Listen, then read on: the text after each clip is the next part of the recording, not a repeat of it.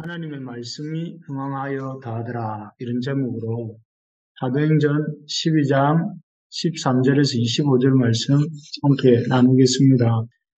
어제 우리는 위기를 맞은 예루살렘 교회를 보았습니다. 복음이 예루살렘에서 시작되어서 유대를 지나 사마리아로 또 작은 로마로 불리던 가이사랴의 고넬료에게로 그리고 이방인들의 도시인 안디옥까지 그야말로 파죽지세로 이렇게 전파되고 있는 상황이었습니다. 그런데 이렇게 복음이 놀랍게 확산되고 있는 상황에서 예루살렘 교회가 큰 위기를 맞게 됩니다. 그 위기는 다름이 아니라 헤롯에 의해서 사도 야고보가 참수, 목베어 죽임을 당하고 또 베드로 사도 역시 죽임 당하기 일보 직전에 놓인 그것이 었습니다. 이 두 명의 사도가 죽임을 당하면 마치 가장을 잃은 가족이 타격을 입고 뿔뿔이 흩어지는 것처럼 교회도 힘을 잃고 흩어지는 것은 시간 문제인 그런 상황이었습니다. 이런 상황 속에서 예루살렘 교회는 감옥에 갇힌 베드로 사도를 위해서 이렇게 맹렬하게 기도하기 시작했습니다. 그렇게 기도할 때에 그 기도를 통해서 예루살렘 교회가 많은 것을 깨닫게 되는데요. 그것은 어제 본 것처럼 하나님은 이 성도의 기도를 들으시고 역사하시는 하나님이다 하는 것이죠. 실제로 헤롯은 베드로가 감옥에서 탈출하지 못하도록 베드로를 감시하기 위해 무려 16명이나 되는 군인들을 붙였습니다. 그래서 베드로 양옆에서 두 군인이 쇠사슬을 같이 묶고 있었고 또 그 주위로 삼중으로 파수꾼을 세워서 이렇게 감시하고 있었습니다. 그리고 나가는 문도, 이 감옥의 문도 쇠문으로 이렇게 만들어 놓았죠. 그래서 그야말로 이렇게 철통같이 이렇게 베드로를 지키고 있었습니다. 그래서 탈출은 또 이렇게 감옥에서 나온다는 것은 불가능한 상황에서 교회 성도들이 기도했고 하나님은 그 기도를 들으십니다. 그래서 그런 베드로를 지키던 군인들의 노력이 무력화되게 하시고 또 새로운 문이 열리게 하셔서 감옥 밖으로 베드로가 나오게 되죠. 이를 통해서 우리가 예루살렘 교회 성도들이 참 하나님이 우리의 기도를 들으시는구나 하는 것들을 이렇게 경험하게 되는 것입니다. 그렇습니다. 우리가 위기 상황이라는 것은 그 위기 상황을 통해서 우리의 기도를 들으시는 하나님을 만날 수 있는 기회이기도 합니다. 그래서 우리에게 있는 어려움을 가지고 기도할 때에 하나님 들으시고 또 놀랍게 역사하실 줄 믿습니다. 어제 이 말씀들에 이어서 오늘은 이런 예루살렘 교회가 하나님께 기도하는 중에 이렇게 배우게 된 교훈들을 잠깐 더 나누도록 하겠습니다. 두 번째로 이렇게 그런 기도 중에 배우게 되는 것은 우리가 기도할 때 기도를 열심히 할 뿐만 아니라 기도의 응답도 믿고 기도해야 된다 하는 것입니다. 앞에서도 말한 것처럼 예루살렘 교회는 갇혀있는 베드로 사도를 위해서 예수님이 이렇게 겟세마네에서 기도하셨던 것처럼 열심히 밤을 새워서 기도했습니다. 그런데 놀라운 사실은 이 예루살렘 성도들이 기도하면서도 하나님이 그 기도에 응답해 주실 것이라는 그런 기대는 같이 믿지 않았던 것, 기대하지 않고 또 믿지 않았던 것을 보게 됩니다. 그 증거가 여기 15절, 16절에 나옵니다. 15절, 16절에 보면 베드로가 감옥에서 풀려난 베드로가 이렇게 기도하는 장소로 찾아오죠. 그래서 이제 문을 두드렸고 그 문 두드리는 소리를 듣고 이제 로데라고 하는 여자아이가 와서 문 앞에 섰는데 베드로의 음성을 듣고는 이제 들어가서 말을 합니다.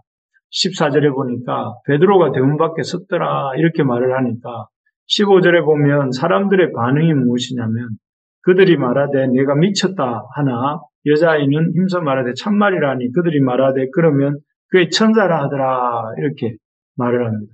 여기 보면 그 자신들을 주님의 은혜로 주의 천사의 도움으로 감옥에서 풀려난 베드로가 찾아왔는데 그 찾아온 베드로를 도무지 믿지 못하고 또 계속해서 이렇게 이 주의 사자가 왔다 이렇게 하면서 그런 반응을 보이고 있는 예루살렘 교회 사람들을 볼 수가 있습니다.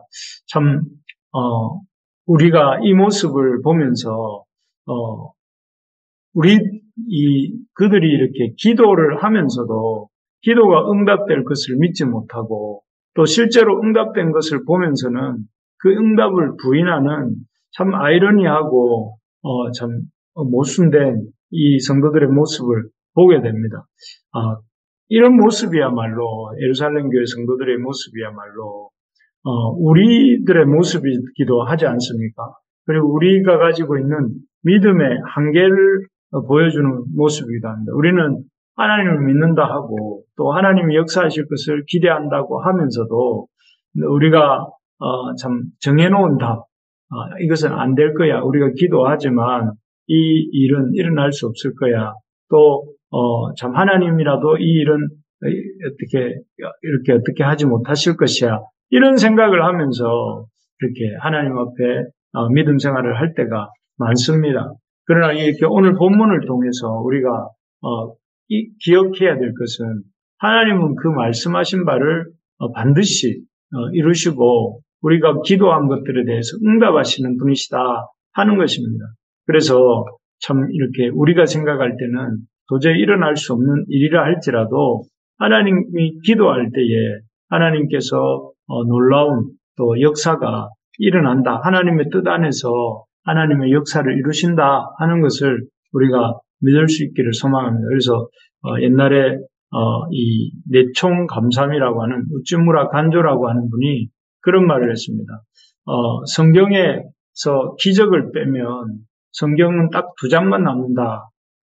그것은 바로 성경의 겉장과 뒷장이다. 이런 말을 했다고 합니다.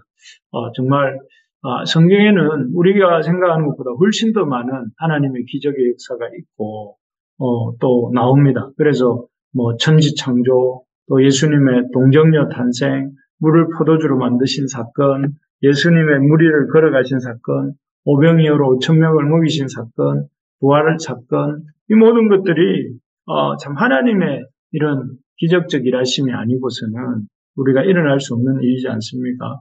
그렇기 때문에 우리가 성경을 믿고 하나님을 믿는다면 우리 기적도 일으키신 하나님을 믿을 수 있어야 되겠습니다.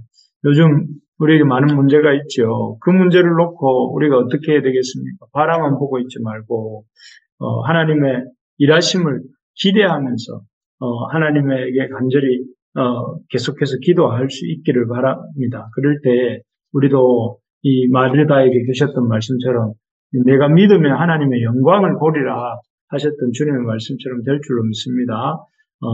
셋째로 이 위기 상황에서 기도하면서 예루살렘 교회가 배우게 되는 것은 하나님의 말씀은 승리한다 하는 것입니다. 본문이 시작할 때 오늘 이 사도행전 12장이 시작할 때 하나님의 교회는 아주 이렇게 힘든 상황이었습니다. 우리가 말씀드린 것처럼 야고보가 순교당했고 또 이렇게 베드로는 죽을 날만 기다리고 있는 갇혀있는 상황이었습니다. 그리고 참 이런 교회를 위기 상황에 몰아놓은 헤롯은 아주 기뻐하고 있습니다. 그래서 이렇게 헤롯은 이기는 것 같고 교회는 지고 있는 것 같았습니다. 그런데 이 본문이 끝나는 상황에서 보면 이 상황이 완전히 바뀌죠. 그래서 이 본문의 끝에서 보면 교회를 핍박하고 승리하는 것 같았던 헤롯이 비참하게 죽습니다. 그래서 22절을 보면 그 뒷부분에 보면 23절에 보니까 헤롯이 영광을 하나님께 돌리지 아니함으로 주의 사자가 고치니 벌레에게 먹혀 죽이니라 하고 해서 아주 이렇게 헤롯이 비참하게 이렇게 죽습니다. 본문을 보면 알지만 모든 상황이 헤롯의 뜻대로 돌아가고 있는 것 같았습니다. 야고보를 죽이려고 했고 그 뜻대로 야고보를 죽였죠. 군인들이 또 베드로를 놓치자 그 군인들도 인정사정 보지 않고 죽입니다. 자기 뜻대로요. 그리고 헤롯이 이렇게 마음만 먹으면 이렇게 못 죽일 사람이 없을 것 같이 보였고, 그래서 사람들이 헤롯을 향해서 이렇게 말합니다.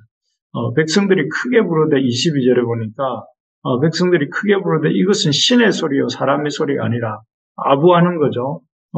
그 헤롯의 소리를 신의 소리라고 이렇게 높이면서 아주 이렇게 헤롯을 높이고 있습니다. 그런 상황 속에서 참 이 헤롯은 기고만장했습니다. 아닌 게 아니라 헤롯은 당시에도 온 유대와 사마리아, 갈릴리, 요단 동편 이 모든 땅을 다스리면서 엄청난 부를 누리고 있었고 마음만 먹으면 마음에 들지 않는 누구라도 죽일 수 있는 상황이었고 백성들은 그의 눈치를 보면서 그를 신처럼 떠받들고 있는 그런 상황이었습니다. 그래서 이제 그 스스로도 행동하기를 23절에 보면 헤롯이 하나님께 영광을 돌리지 않는다 이런 표현이 나오는데 아주 자기가 마치 하나님이나 된 것처럼 행세하고 있었습니다.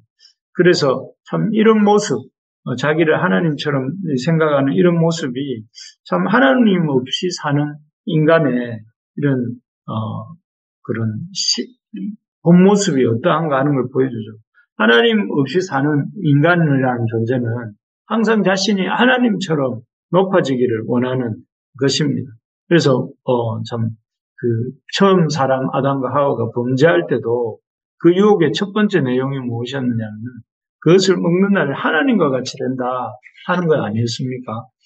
그렇습니다. 이 아담도 그렇고 헤롯도 그렇고 참 우리도 그렇지 않습니까? 우리도 우리 마음속에 하나님보다 더 높아지려는 마음이 항상 있습니다. 그래서 언제든지 하나님을 의지하지 않고 하나님을 높이지 않고 또 하나님 자신을 하나님처럼 생각하면서 하나님의 자리에서 판단하고 또 사람을 판단하는 그런 경향이 우리에게 있습니다. 그래서 우리가 이런 이 헤롯의 그런 본성이 우리에게 있다는 사실을 알고 우리가 늘 겸손할 수 있어야 되겠는데 어쨌든 하나님께서 이런 교만한 헤롯을 치셨고 23절에 보는 것처럼 참 벌레에 의해 먹혀 죽었다 했는데 이 말은 그 어떤 급성장폐색 같은 이런 병에 의해서 죽은 게 아닌가 이렇게 성경학자들은 한번 추정을 한다고 합니다. 어쨌든 이를 통해서 참 하나님처럼 자기가 생각하고 온 세상을 자기 마음대로 움직이는 것처럼 생각했던 헤롯이지만 벌레 한 마리도 감당할 만한 힘이 없는 존재가 헤롯이다 하는 것을 아주 이렇게 희화적으로 하나님이 보여주신 것 같습니다. 하나님은 참 우리 인생이라는 존재가 막 하나님보다 더 높은 것처럼 생각하지만 하나님 앞에서는 벌레 한 마리만도 못한 그런 존재다 하는 걸 보여주시는 것이죠. 그래서 참 헤롯이 이기는 것 같았는데 헤롯이 비참하게 죽게 되고요. 두 번째로 베드로는 갇혀서 곧 죽을 것 같았는데 어떻게 됐습니까? 베드로가 자유의 몸이 됩니다. 그리고 하나님의 말씀이 위축되고 교회가 위축되는 것 같았는데 24절에 보니까 뭐라고 되어 있습니까? 오히려 하나님의 말씀이 흥왕하더라 이렇게 되어 있습니다. 교회가 더 이렇게 이 놀랍게 성장하게 있는 모습을 볼 수가 있습니다. 놀라운 역전이 아니겠습니까? 기도할 때에 하나님께서 이렇게 승리하는 것 같았던 헤롯을 실패케 하시고 또 이렇게 죽을 것 같았던 베드로를 살게 하시고 또 이렇게 위축되었던 될 것 같고 쪼그라들 것 같았던 그 하나님의 말씀의 역사가 오히려 더 흥황하게 일어나게 하신다 하는 것을 보게 됩니다. 기도할 때 하나님이 역사하시고 하나님이 역사하시면 우리에게 하나님의 역사는 결코 이렇게 지지 않는 악을 심판하고 하나님의 선을 드러내신다 하는 것을 우리가 보게 됩니다. 우리가 하나님의 승리를 이렇게 바라보면서 우리가 기도할 수 있기를 원합니다. 그래서 우리의 상황들이 아무리 커 보이고 우리를 상대하고 있는 사람들이 아무리 커 보인다 할지라도 하나님께 기도할 때에 하나님 상황을 바꾸시고 우리를 압박하는 사람들을 바꾸시는 우리 하나님이신 줄 믿습니다. 지금 삶에 어떤 어려움들이 있습니까? 이런 어려움들로 인해서 안 풀리는 문제들로 인해서 우리가 그 하나님 앞에 나아가서 기도할 때에 하나님 우리 기도를 들으시고 그 문제를 해결해 주실 줄 믿고 기도하는 우리가 되기를 소망합니다. 그래서 이 기도를 통해서 하나님 우리에게 역사하시는 하나님의 역사를 경험하는 오늘 하루 또 이 한 주가 되기를 간절히 소망합니다.